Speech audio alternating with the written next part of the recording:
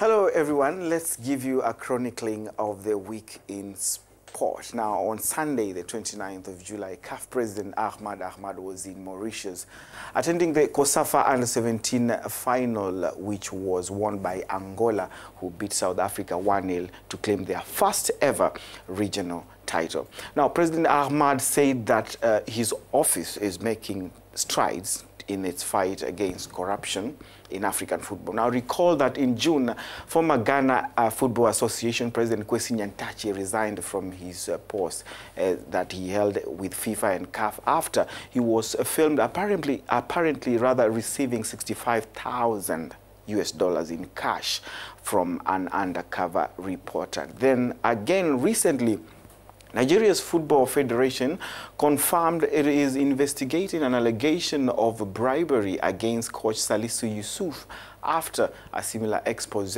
by the controversial journalist Anas from Ghana. Ahmad refused to comment on those individual cases but said CAF has made huge progress in recent months towards fighting graft in African football.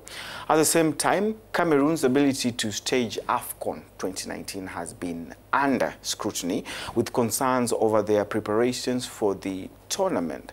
Now, Ahmad was asked for his comments on that, but he refused to answer questions on the 2019 Africa Cup of Nations in Cameroon, saying only that it will be discussed at CAF's Extraordinary Congress in September that will be held in Egypt. Remember that earlier this year, CAF sent an inspection team to assess preparations after CAF President Ahmad again repeatedly cast doubt over Cameroon's credentials to stage the expanded tournament. The inspectors apparently insisted on another visit in the coming months, but a CAF official said at the time that Cameroon's hosting was not in doubt. But sources indicate that damning inspection report has been submitted. Nigeria or Morocco are being said to be lined up as potential replacement hosts for the tournament that, for the first time, will involve 24 teams. Away from the continent, Uefas refereeing board has quit after 8 years, citing personal reasons. The Italian is also the head of FIFA's refereeing committee, where he has been a firm supporter of the video assistant referee, the VAR system, which was used at the World Cup for the first time this year. UEFA, on the other hand, has decided not to use the VAR during this season's Champions League.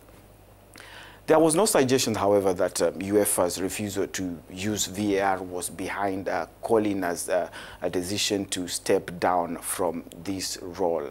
A major highlight of his career was at the 2002 World Cup final between Brazil and Germany.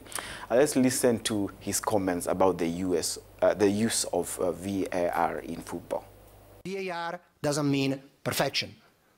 There could still be some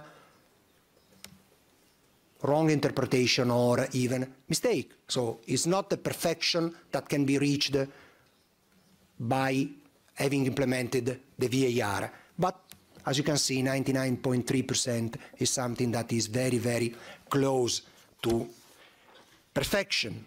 Now, earlier this week, there were rumors that Thierry Henry was heading to Egypt, and you saw in a story that aired earlier to be Egypt's head coach. But now it's official that former Mexico and Atletico Madrid boss Janvier Aguirre will be in charge of the Pharaohs. Now, Aguirre will lead the country during their 2022 World Cup qualifying campaign after Hector Cooper vacated his position in June after the Russia 2018 World Cup. The 59-year-old is no stranger to World Cups, having guided his native country, Mexico, to 2 tournaments, 2002 and in 2010, while he also spent some time in charge of Asian powerhouse Japan. That's it all for today. Have a fantastic weekend. I'm Victor Mwesio.